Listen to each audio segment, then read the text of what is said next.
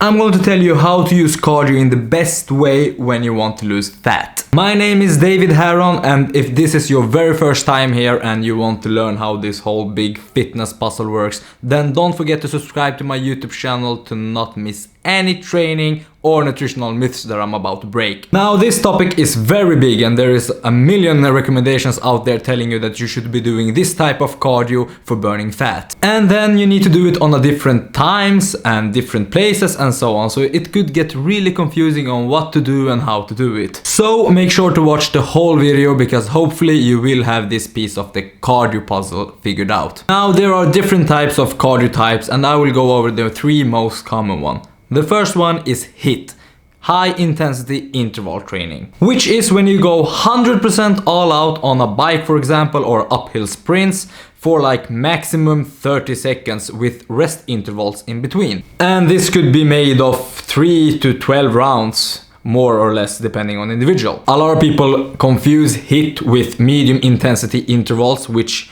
also is intense, but it's not all out and you can go for longer than 30 seconds. Anyway, these HIIT sessions has been claimed to be super fat burning because of the after burning effect, which is not as much as many people think. The after burning effect is like 40 to 80 calories, and these sessions is going to take a hit on your nervous system and are quite taxing. So you will need much more recovery on these HIIT sessions than other cardio types. So if you're doing HIIT for the after burning effect, you could just walk in 5 to 10 minutes extra instead of lying on the ground catching your breath for the same amount of time. However, they are very time saving and you could be done within 15 minutes with your warm-up. Plus, you'll get your heart to pump a little bit harder, and a strong heart is always good to have. Depending on individual, you might love these and think they are super fun, or you might hate them. Next one we have is medium intensity cardio.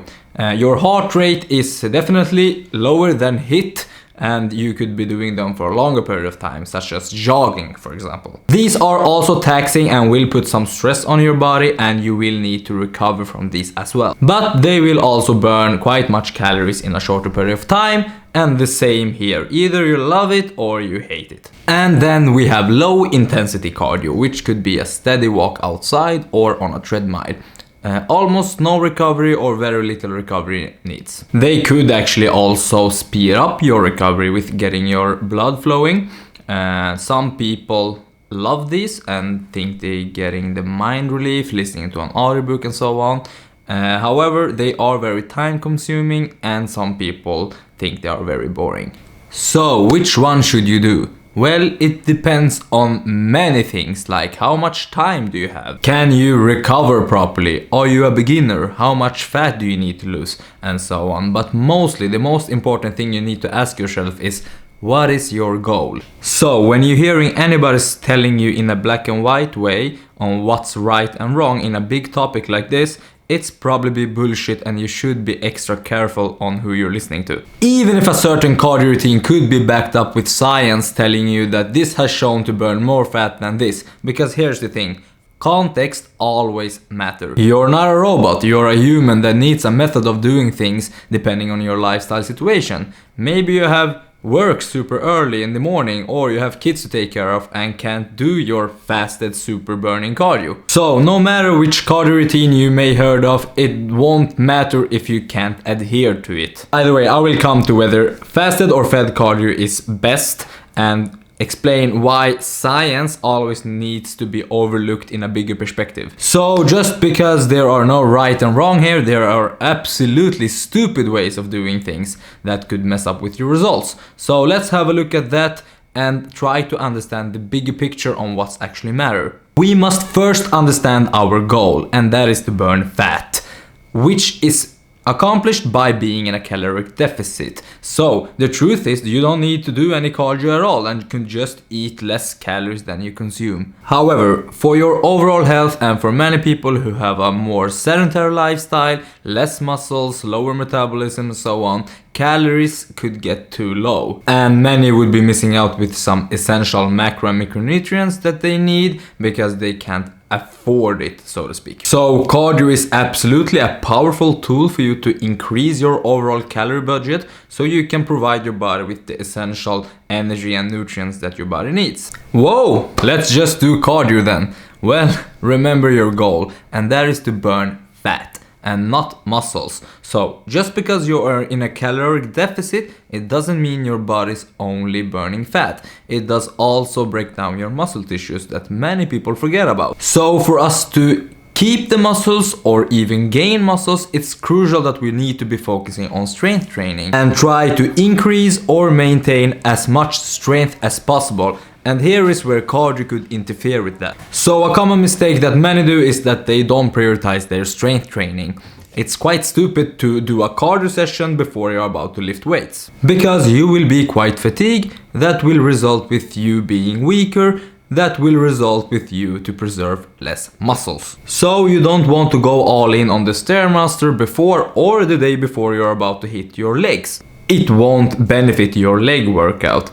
And the same, like you don't want to go all in with the battle ropes before or the day before you're about to hit your shoulders. That's not the smartest thing to do. So even if you're doing cardio on your rest day, you want to plan that off and maybe switch the two cardio types so you don't interfere with your strength training. It's really going to help you to maintain or even gain strength much easier. If you can, the absolute best scenario would be to separate the strength training part from the cardio part as far from each other the best way you can, to not interfere with each other and to get a faster recovery after your gym sessions. But as I mentioned, if life gets in the way and you don't have that extra time, then do the cardio after your workout, not before.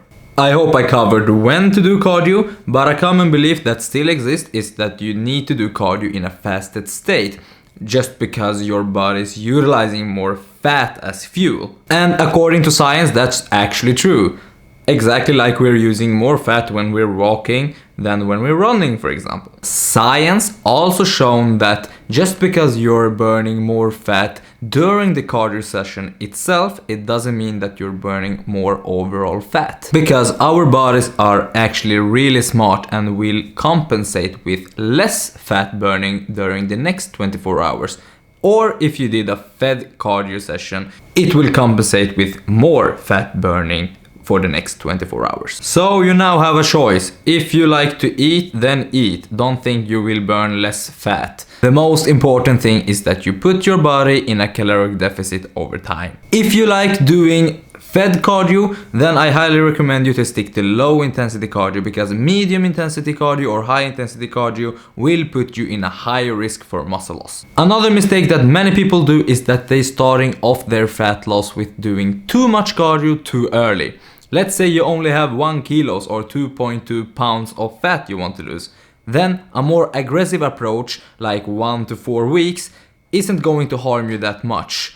It's like easy in and out. But let's say you have at least 3 months work ahead, then the worst thing you can do is to start doing cardio like every day. Like I mentioned in my previous video, is that our body have this survival mode and starts to adapt it to the calorie deficit that you're putting it on over time. So it's trying to save as many calories as possible by lowering down its NIAT.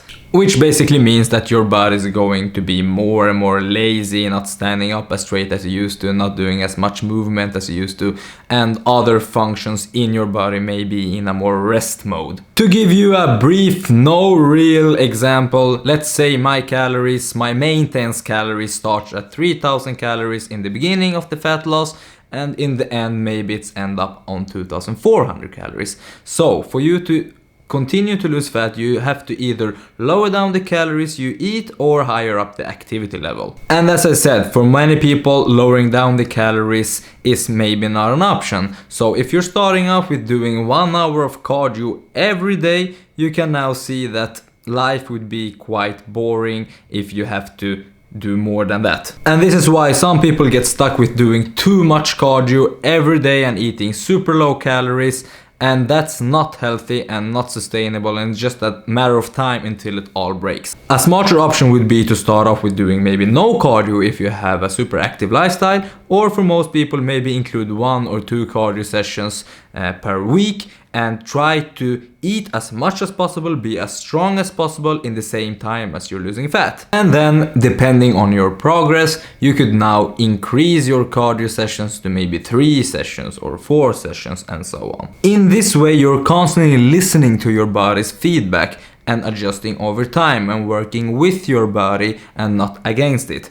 I have a video covering how to measure your progress in the best way, so I just leave a link in the below for you to watch that too. And as I mentioned, some people can't lower down the calories that they eat and maybe not going to lose fat by just doing 1 or 2 cardio sessions. Some maybe not training at all or have a really sedentary lifestyle, like waking up, taking the elevator down to the car, taking the car to the work, taking the elevator up to the work, and so on and so on, and not moving at all. And if you're that type of person, I would highly recommend you to increase your overall activity level, and a great way to do that is by tracking your steps you're walking during the whole week, and maybe increase that. And for others, just by going to the gym and train maybe 2 to 4 times per week will higher up your overall calorie budget. For these people, this should be the main focus, and it will be much more sustainable instead of going from nothing to start to add cardio sessions, start to strength training, start to tracking their food, and it could get all too much and you'll end up quit altogether. So guys, I really struggled with this video thinking, should I be making a video about fasted or fed cardio, or when to do cardio, or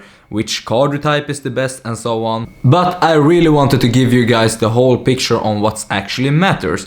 And the takeaway from this video is that it totally depends on many factors. But the most important thing I want you to take away from this video is that there are nothing called fat burning cardio, because you maybe are burning more or less calories or using more or less fat as fuel. And this is the main confusion about cardio and fat burning. Burning calories and using fat as fuel doesn't mean you're burning more overall fat. To summarize this, I would say that fat loss comes when you are making a way of being in a caloric deficit in the same time as you're keeping your muscles the best way you can. So focus on being as strong as possible and use cardio as a tool for maybe achieve that calorie deficit if needed. I hope I cleared some things up for you guys. If you have any questions about this topic or want me to cover another topic, please leave it in the comment sections in the below. Otherwise, thank you so much for watching. If you like this video, don't forget to subscribe to my YouTube channel and turn this ring bell on.